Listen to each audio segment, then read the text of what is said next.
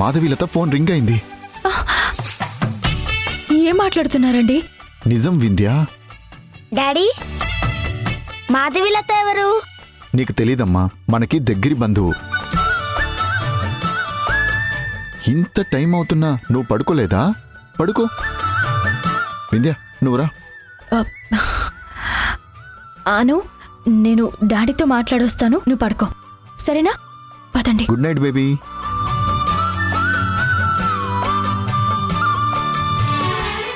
ఏంటండి, phone lift చేసిందా? Number try చేస్తుంటే రింగ్ అవుతుంది, కానీ ఫోన్ లిఫ్ట్ చేయడం లేదు. డిపార్ట్మెంట్లో ఆల్రెడీ కేసు ఫైల్ అయింది కాబట్టి ఇన్ఫార్మ్ చేశాను. ఫోన్ సిగ్నల్ ద్వారా ఎక్కడున్నా సరే ట్రేస్ అవుట్ చేస్తారు.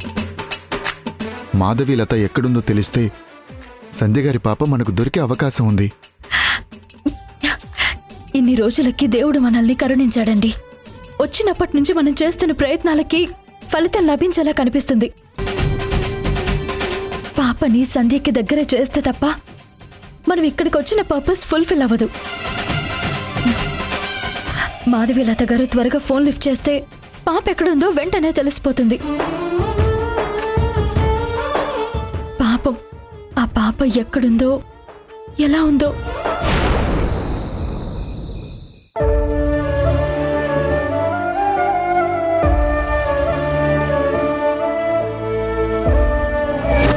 దిక్కు మొక్కు లేని వాళ్ళని ఇంటికి తీసుకురావడమే కాకుండా డైనింగ్ టేబుల్ దగ్గర నేను కూర్చునే కుర్చీ పైన కూర్చోబెట్టింది.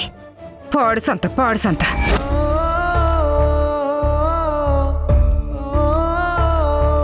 మా ఆశ్రమంలో ఎప్పుడు ఇంత అన్నం పెట్టరండి.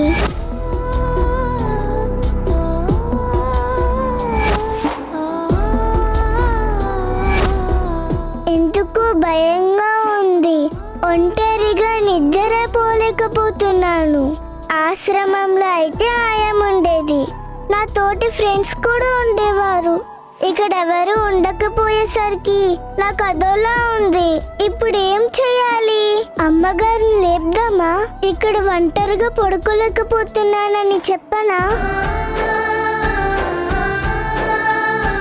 నా వల్ల మీకు ప్రాబ్లం ఉంటే నేను ఇప్పుడే వెళ్ళిపోతాను.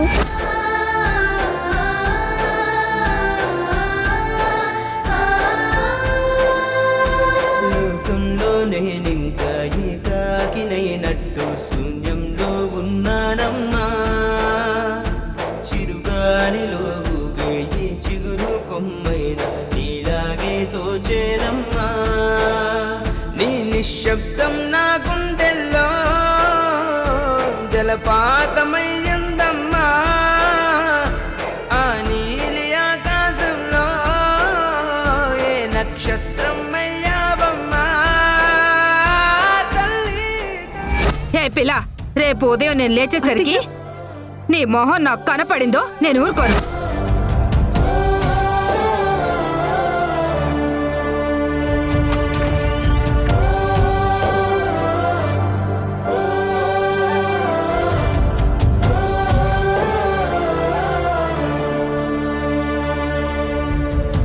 భూమి, అమ్మా, నాకు రూమ్లో ఒంటరిగా పడుకోవాలంటే చాలా భయంగా ఉంది. మీరేమీ అనుకోకపోతే నేను మీ దగ్గర పడుకోవచ్చా? మీరు మంచం మీద పడుకోండి, నేను నేలపైన పడుకుంటాను. నాకు నిద్ర రావట్లేదమ్మా. గది బయటుండి నువ్వెంత ఆలోచిస్తున్నావో గది లోపలుండి నేను కూడా అంతే ఆలోచిస్తున్నాను. ఇలారా.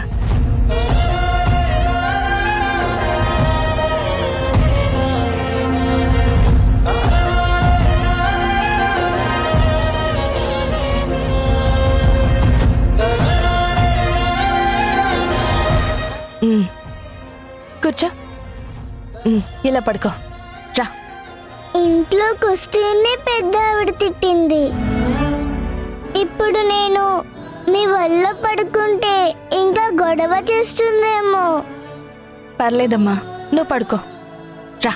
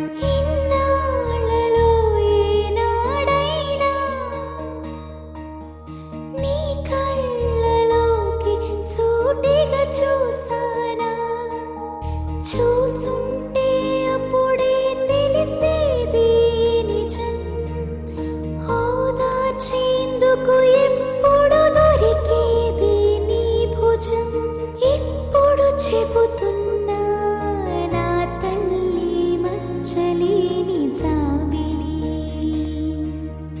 చిట్టి తల్లి చిట్టి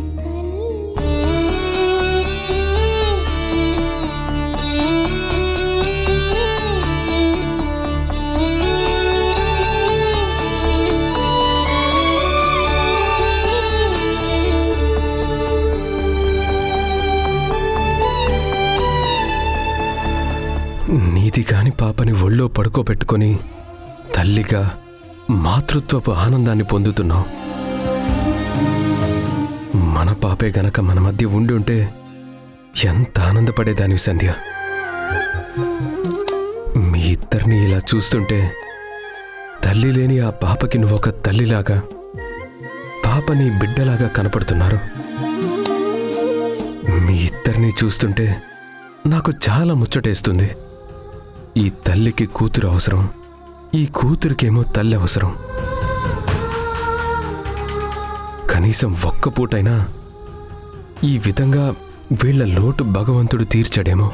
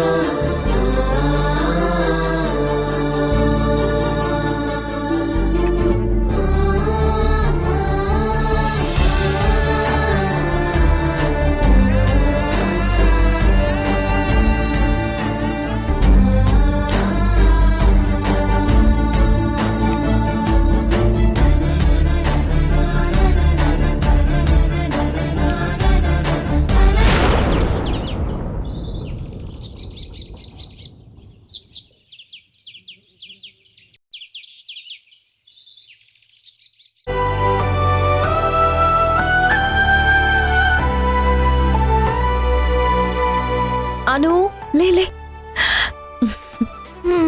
గుడ్ మార్నింగ్ తల్లి. ఏంటి మమ్మీ ఉదయాన్నే అంత హడావిడిగా ఉన్నావు? అప్పుడే రెడీ అయ్యావు, ఎక్కడికి వెళ్తున్నావు? మనం గుడికి వెళ్తున్నాం. దేనికి? అందరం కలిసి వెళ్తున్నాం. నువ్వు త్వరగా లేచి ఫ్రెష్ అవ్వు, మనం గుడిలో పూజ జరిపించుకోవాలి. నేను గుడికి రాను మమ్మీ. ఇంత ఉదయాన్నే స్నానం చేయమంటావు, గుడికి రమ్మంటావేంటి?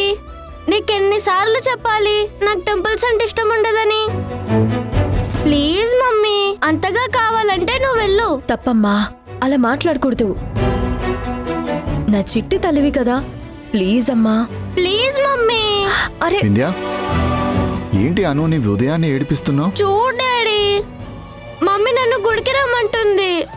నేను రాను అని చెప్తుంటే వినకుండా రమ్మని ఫోర్స్ చేస్తుంది. ప్లీజ్ మమ్మీకి నువ్వైనా చెప్పు డాడీ, నేను గుడికి వెళ్ళను.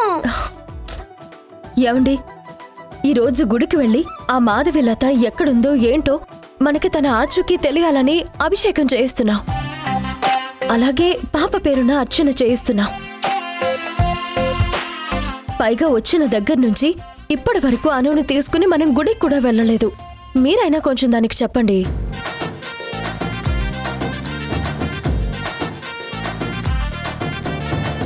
అమ్మా అను, అమ్మ ఇంతగా అడుగుతుంది కదా నాన్న, గుడికి వెళ్తే ఆ దేవుడి బ్లెస్సింగ్స్ ఎప్పుడు మనపైనే ఉంటాయి. నువ్వు కూడా ఏంటి డాడీ, మీరు వెళ్తే ఆ బ్లెస్సింగ్స్ ఏవో నా పైన ఉన్నట్టే. మమ్మీని ఒక్కదాన్నే వెళ్ళమని చెప్పు. తల్లి, ఈ ఒక్కరోజు నా మాట వినమ్మా. చూడమ్మా, చూడు అమ్మ ఎంత బ్రతిమలాడుతుందో. నువ్వు రాకపోతే అమ్మ ఫీల్ అవుతుంది. అమ్మ ఫీల్ అయితే నేను ఫీల్ అవుతాను. నేను ఫీల్ అయితే నాని ఫీల్ అవుతుంది. నాని ఫీల్ అయితే గ్రాండ్ పా ఫీల్ అవుతాడు. వద్దులే, ఇంతమంది ఎందుకు ఫీల్ అవ్వడం? నేను గుడికి రావాలి అంతే కదా. సరే, వెళ్ళి ఫ్రెష్ అయ్యి వస్తాను. బ్రేక్ఫాస్ట్ చేశాక వెళ్దాంలే. బ్రేక్ఫాస్ట్ చేశాకనా? చూడు, గుడికి తినకుండా వెళ్ళాలి. డాడీ ఏంటిది? సరే, నువ్వొక్కదానివే బ్రేక్ఫాస్ట్ చేద్దు గాని. త్వరగా వెళ్ళమ్మా, క్విక్ క్విక్ క్విక్. సరే.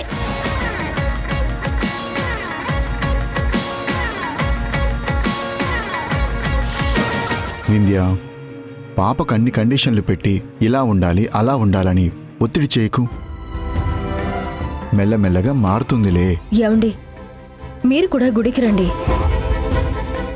లేదంటే మళ్ళీ అక్కడ అది ఏదో ఒక గోల చేసి గొడవ పెడుతుంది. అలాగే. భగవంతుడా, నీ దయ వల్ల మా సంధ్య తన కూతురు ఒక్కటైతే చాలు.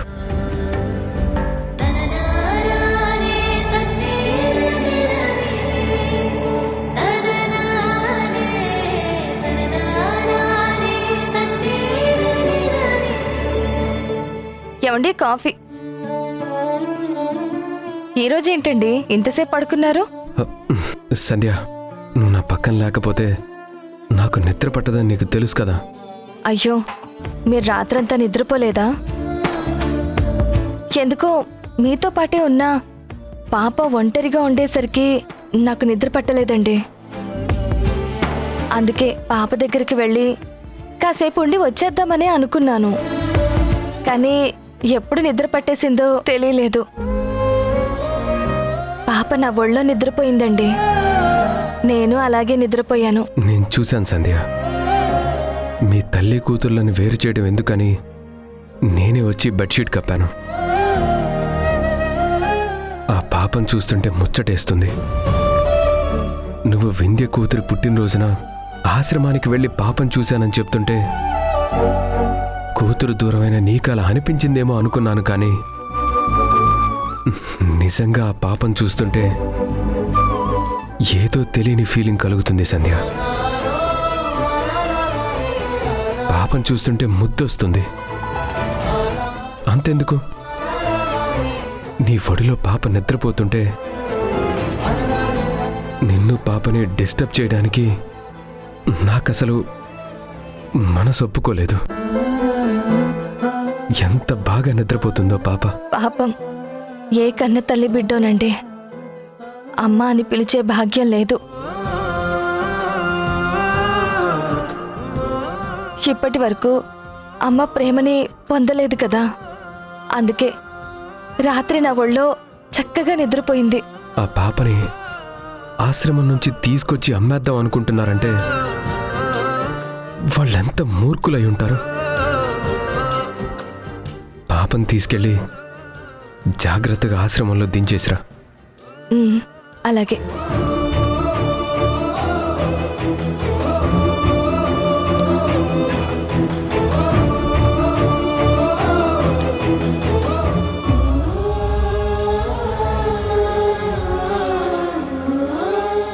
హాయ్ భూమి, అప్పుడే రెడీ అయిపోయావా? ఉదయాన్నే లేవగానే తొందరగా వెళ్ళిపోమని అమ్మగారు చెప్పారు కదా. సంధ్యమ్మేమో రాలేదు.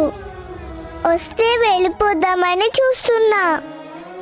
రాత్రి తను కూడా నాతో పాటు ఆశ్రమానికి వస్తానని చెప్పారు. పెద్దమ్మగారు లేచేసరికి నేను ఇక్కడి నుంచి వెళ్ళకపోతే ఊరుకోనన్నారు కదా. ఆవిడ లేచారంటే నేను చూస్తే ఏమైనా అంటారని నాకు చాలా భయంగా ఉంది.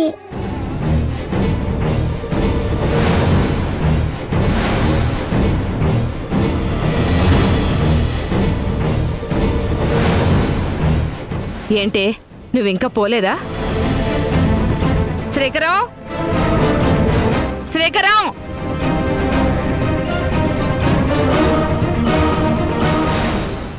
శ్రీకరం! ఏమైందమ్మా?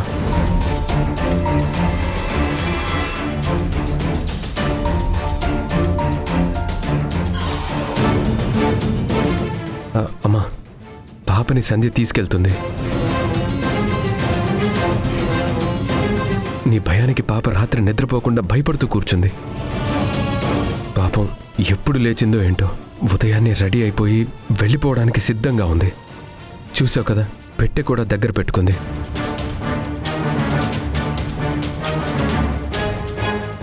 ఇప్పుడు సంధ్య వెళ్ళి జాగ్రత్తగా అక్కడ దించొస్తుంది. చిన్నపిల్లని అలా వదిలేలేం కదమ్మా. నీ చూపులతో మాటలతో ఉదయాన్నే పాపని బాధ పెట్టకు. చూసావా, నీ వల్లే నా కూతురు, కొడుకు, కోడలు అందరూ నాకు ఎదురు తిరుగుతున్నారు.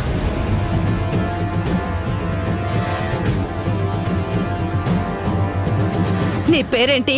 భూమి బామ్మగారు. ఎవరా నీకు బామ్మ?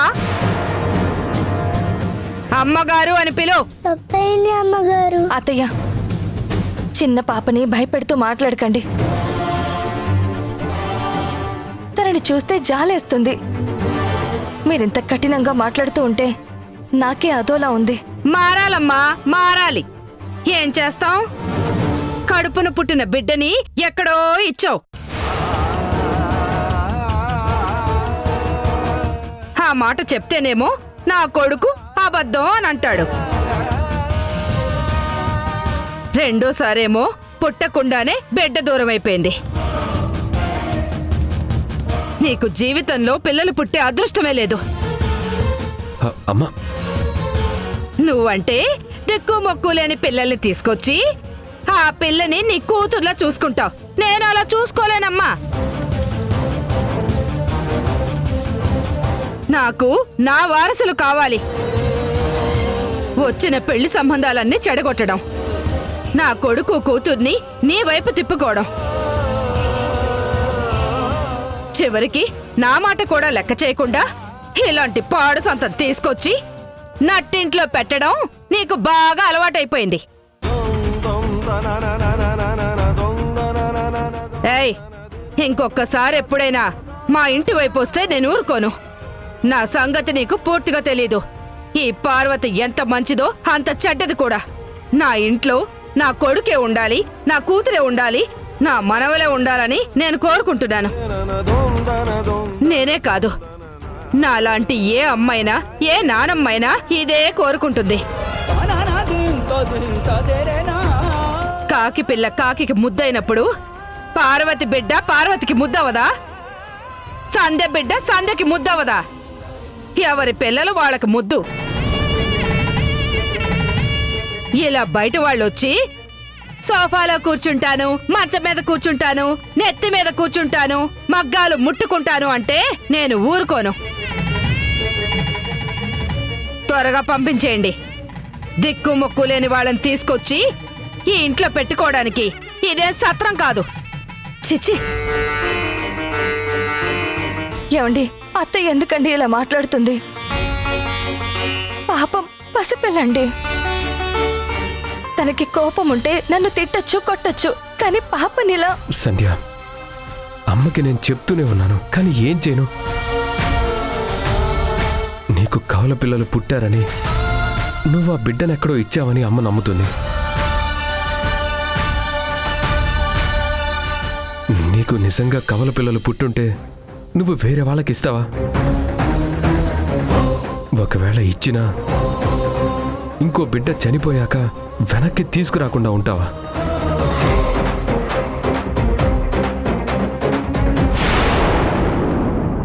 దత్తత తీసుకుంటానని చెప్పి నన్ను ఎక్కడో అమ్మాలనుకున్నారు. ఇలాంటి వాళ్ళు కూడా ఉంటారా అమ్మా? ఉంటారమ్మా. అను పాప వాళ్ళమ్మ వింధ్య ఉందే, దాని జీవితంలోకి ఒక రాక్షసి వచ్చిందమ్మా.